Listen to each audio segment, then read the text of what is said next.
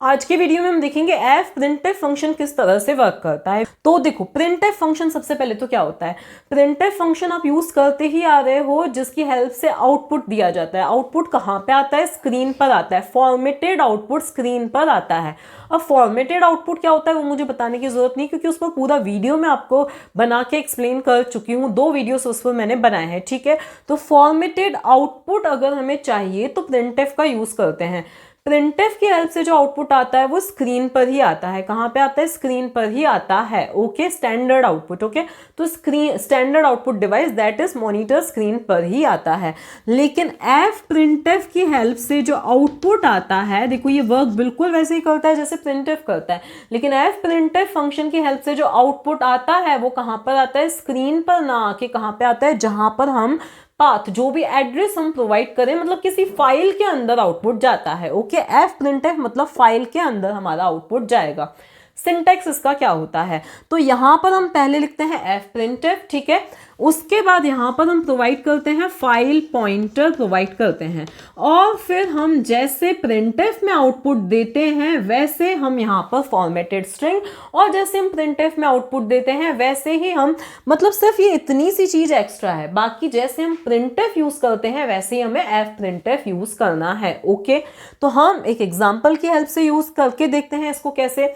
हमारा एम क्या है? पहले हम यूजर से 3 स्टूडेंट्स के रोल नंबर्स एंड नेम पूछेंगे, ठीक है। रोल नंबर्स एंड नेम्स पूछेंगे और फिर उन्हीं को हम फाइल में राइट करेंगे। अब आपको लगेगा ये चीजें तो हम एफ पुटेस की हेल्प से भी कर सकते थे, लेकिन देखो हमारा चेंज हम यहाँ पे क्या करेंगे कि हम थोड़ी फॉर्मेटिंग करेंगे। फॉर्मेटिंग किस तरह से करेंगे कि हम कुछ ऐसे नंबरिंग भी डालेंगे। 1, फिर रोल नंबर जो है भाई वो ये है 1 2 3, और फिर उसके बाद नेम जो है वो जो भी ABC यूजर ने डाला है वो क्या है? नेम है। फिर नेक्स्ट लाइन में कंट्रोल आ जाना चाहिए, सेकंड नंबर डल जाना चाहिए, और फिर यहाँ पे वापस से रोल नंबर आ जाना चाहिए, और जो भी रोल नंबर है वो आ जाना चाहिए, नेम आ जाना चाहिए। मतलब हम क्या कर रहे हैं? आउटपुट की फॉर्मेटिंग कर रहे हैं। क्या कर रहे हैं? फॉर्मेटिंग कर रहे हैं। एक प्लेन टेक्स्ट हम नहीं लिख रहे। देखो आ तो टेक्स्ट ही रहा है, प्लेन टेक्स्ट, लेकिन जैसा हमने, देखो एफ पुटेस में क्या होता है, जो स्ट्रिंग हमने दी सिर्फ एज इट इज वही आएगी। हम चाहते हैं कि नेम इज भूमि ऐसा आना चाहिए, तो वैसा नहीं आएगा। मतलब इसके लिए हम प्रोग्राम लिखना स्टार्ट करते हैं। तो प्रोग्राम लिखने के लिए सबसे पहले तो हमें मेन फंक्शन में क्या करना है? जाना है, मेन फंक्शन लेना है। तो यहाँ पे हमने लिया हमारा मेन फंक्शन।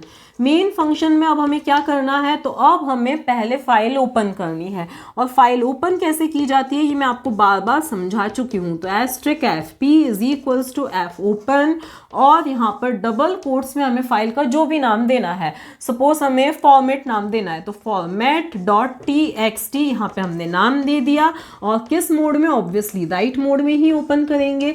तो इतना काम तो मैं आपको बार बार समझा चुकी हूँ, ठीक है।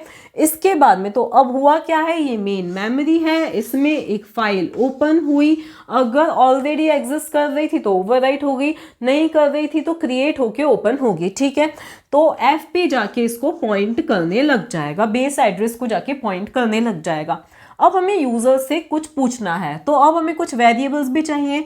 तो सबसे पहले हमें एक इंटीजर चाहिए जो कि लूप के लिए है I, फिर हमें रोल नंबर के लिए RNO चाहिए, फिर हमें एक स्ट्रिंग चाहिए। तो ये हमने इस तरह से एक स्ट्रिंग डिक्लेयर कर दी, ठीक है। अब हमें यूजर से डिटेल्स पूछनी है, तो हमें फॉर लूप हम चला लेते हैं। चलो हम 2 ही डिटेल्स पूछते हैं। तो I is equals to 0 to I is less than 2, ठीक है। और फिर यहाँ पे I प्लस प्लस। अब इतनी चीजें तो आपको पता ही है।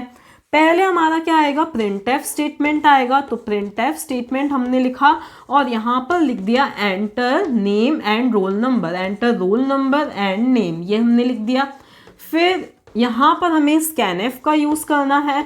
स्कैनएफ का यूज़ करके %d और %s हमने लिखा, और यहाँ पर RNO लिख देना है, और यहाँ पर क्या लिख देना? सॉरी, m%RNO, और यहाँ पर हमें n लिख देना है। यहाँ m% लगाने की ज़रूरत नहीं है। क्यों नहीं है? ये हम सब अच्छी तरह से देख चुके हैं स्ट्रिंग हैंडलिंग में, ठीक है।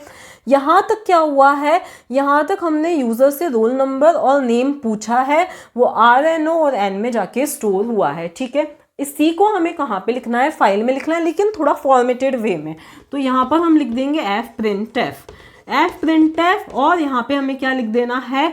परसेंट, सॉरी यहाँ पे हमें एफ पी प्रोवाइड कर देना है, एफ पी हमने लिखा। इसके बाद अब देखो हम चाहते क्या है, फाइल में डेटा हमारा कुछ ऐसा, देखो मैं डायग्राम फिर से बना रही हूँ, डेटा कुछ ऐसे जाना चाहिए। सबसे पहले यहाँ पे नंबर आ जाना चाहिए, मतलब फर्स्ट रिकॉर्ड है तो 1 आ जाना चाहिए, ओके। उसके बाद यहाँ पे कुछ ऐसा लिखा हुआ आना चाहिए RNO, या सॉरी ओनली रोल नंबर, और फिर जो भी रोल नंबर है वो, फिर आ जाना चाहिए नेम, मतलब ये कांस्टेंट स्ट्रिंग आनी चाहिए, और फिर जो भी नेम है वो, और डिस्प्ले नेक्स्ट लाइन में आना चाहिए, ओके। तो सबसे पहले हमें क्या चाहिए, ये नंबर चाहिए, तो यहाँ पर हम क्या लिखेंगे, %d लिखेंगे।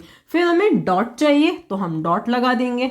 फिर हमें ये कांस्टेंट स्ट्रिंग चाहिए रोल NO, तो रोल NO, ओके।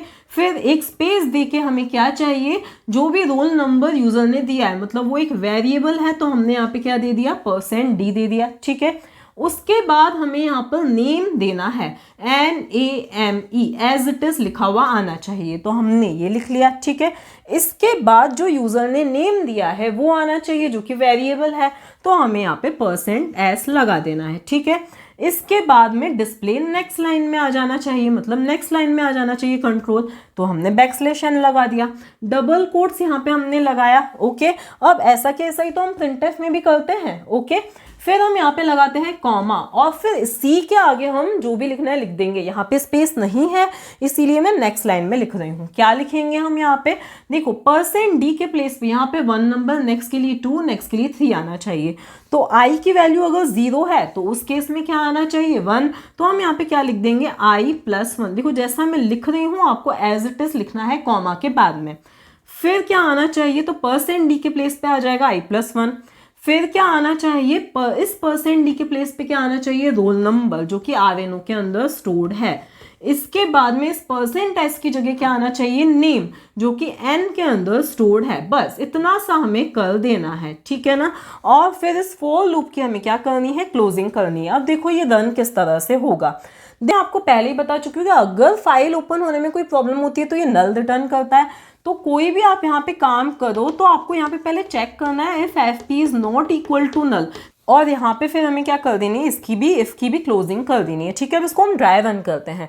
देखो यहाँ पे i डिक्लेयर हुआ, यहाँ पे RNO डिक्लेयर हुआ, और यहाँ पे क्या डिक्लेयर हुआ, नेम n डिक्लेयर हुआ, ठीक है। इसके बाद में हमारे फॉर लूप की स्टार्टिंग हो रही है, ठीक है। फॉर लूप की स्टार्टिंग हुई, i इज इक्वल्स टू हुआ 0, 0 is less than 2, condition true.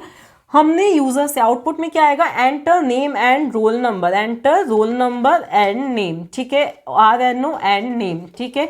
इसके बाद यूजर ने सपोज रोल नंबर दिया है 1 2 3 और नेम यूजर ने दिया है ABC, तो RNO में स्टोर हो जाएगा 1 2 3, नेम में स्टोर हो जाएगा ABC, ठीक है। अब हमें यही डिटेल्स फाइल में लिखनी है, तो अब हम कैसे लिखेंगे, देखो इसको थोड़ा सा बड़ा ड्रॉ करके मैं आपको एक्सप्लेन कर देती हूँ। तो सबसे पहले क्या आया है, यहाँ तक तो क्या है कि ये fprintf बोल रहा है कि हमें आउटपुट किसी फाइल में देना है। कौन सी फाइल में देना है, जिसको fp पॉइंट कर रहा है, तो fp अभी इस लोकेशन को पॉइंट कर रहा है, मतलब इस फाइल को पॉइंट कर रहा है जिसके बेस एड्रेस को ये पॉइंट कर रहा है, ठीक है।